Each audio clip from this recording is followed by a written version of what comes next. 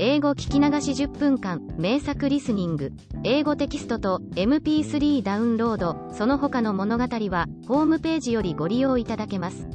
88thpp.com 88thpp.com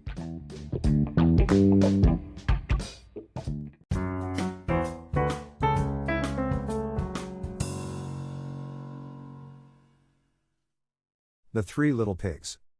Once upon a time there was an old sow who had 3 little pigs, and as she had not enough for them to eat, she said they had better go out into the world and seek their fortunes. Now the eldest pig went first, and as he trotted along the road he met a man carrying a bundle of straw. So he said very politely, "If you please, sir, could you give me that straw to build me a house?" And the man, seeing what good manners the little pig had, gave him the straw, and the little pig set to work and built a beautiful house with it. Now, when it was finished, a wolf happened to pass that way, and he saw the house, and he smelt the pig inside. So he knocked at the door and said, little pig, let me in, let me in." But the little pig saw the wolf's big paws through the keyhole, so he answered back, "No, no, no, by the hair of my chinny chin chin." Then the wolf showed his teeth and said, "Then I'll huff and I'll puff and I'll blow your house in." So he huffed and he puffed and he blew the house in. Then he ate up little piggy and went on his way.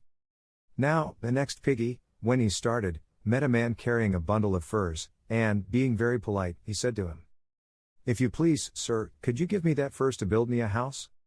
And the man, seeing what good manners the little pig had, gave him the furs, and the little pig set to work and built himself a beautiful house. Now it so happened that when the house was finished the wolf passed that way, and he saw the house, and he smelt the pig inside. So he knocked at the door and said, little pig, let me in, let me in." But the little pig peeped through the keyhole and saw the wolf's great ears, so he answered back, "No, no, no, by the hair of my chinny chin chin." Then the wolf showed his teeth and said, "Then I'll huff and I'll puff and I'll blow your house in." So he huffed and he puffed and he blew the house in. Then he ate up little piggy and went on his way.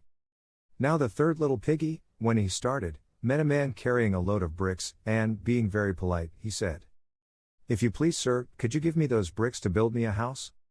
And the man, seeing that he had been well brought up, gave him the bricks, and the little pig set to work and built himself a beautiful house. And once again it happened that when it was finished the wolf chanced to come that way, and he saw the house, and he smelt the pig inside. So he knocked at the door and said, little pig, let me in, let me in."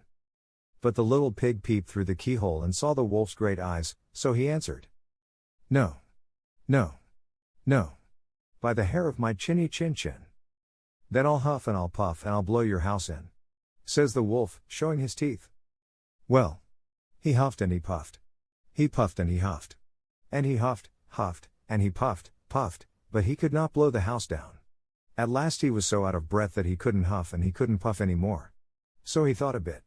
Then he said, "Little pig, I know where there is ever such a nice field of turnips." "Do you?" says little piggy, "and where may that be?" "I'll show you," says the wolf. "If you will be ready at 6 o'clock tomorrow morning, I will call round for you, and we can go together to Farmer Smith's field and get turnips for dinner." "Thank you kindly," says the little piggy. "I will be ready at 6 o'clock sharp." But, you see, the little pig was not one to be taken in with chaff, so he got up at 5, trotted off to Farmer Smith's field, rooted up the turnips, and was home eating them for breakfast when the wolf clattered at the door and cried, little pig, aren't you ready?" "Ready?" says the little piggy. "Why? What a sluggard you are. I've been to the field and come back again, and I'm having a nice potful of turnips for breakfast." Then the wolf grew red with rage, but he was determined to eat little piggy, so he said, as if he didn't care, "I'm glad you like them, but I know of something better than turnips." "Indeed," says little piggy, "and what may that be?" "A nice apple tree down in Mary Gardens with the juiciest, sweetest apples on it. So if you will be ready at 5 o'clock tomorrow morning I will come round for you and we can get the apples together." "Thank you kindly," says little piggy. "I will sure and be ready at 5 o'clock sharp." Now the next morning he bustled up ever so early, and it wasn't 4 o'clock when he started to get the apples, but, you see, the wolf had been taken in once and wasn't going to be taken in again, So he also started at 4 o'clock, and the little pig had but just got his basket half full of apples when he saw the wolf coming down the road licking his lips. "Hello," says the wolf, "here already. You are an early bird. Are the apples nice?" "Very nice," says little piggy, "I'll throw you down one to try." And he threw it so far away, that when the wolf had gone to pick it up, the little pig was able to jump down with his basket and run home.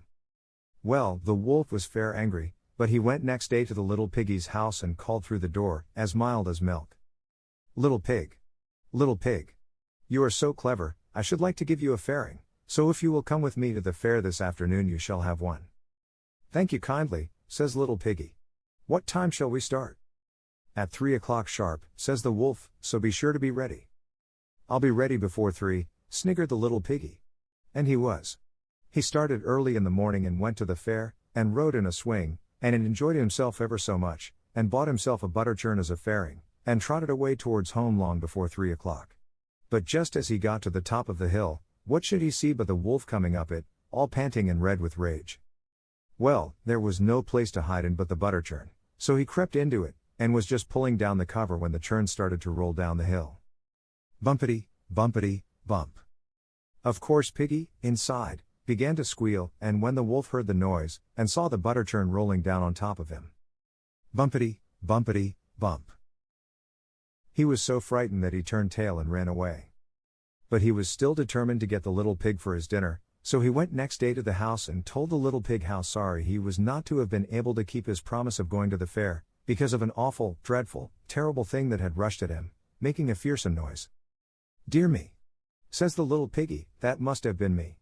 I hid inside the butter churn when I saw you coming, and it started to roll.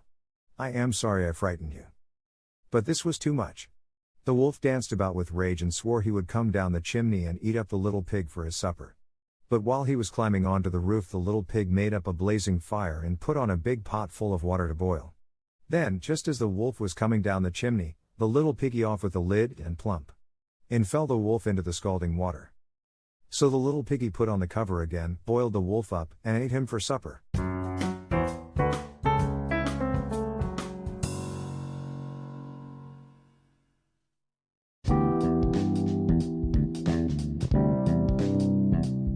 英語聞き流し10分間、名作リスニング、英語テキストと MP3 ダウンロード、その他の物語は、ホームページよりご利用いただけます。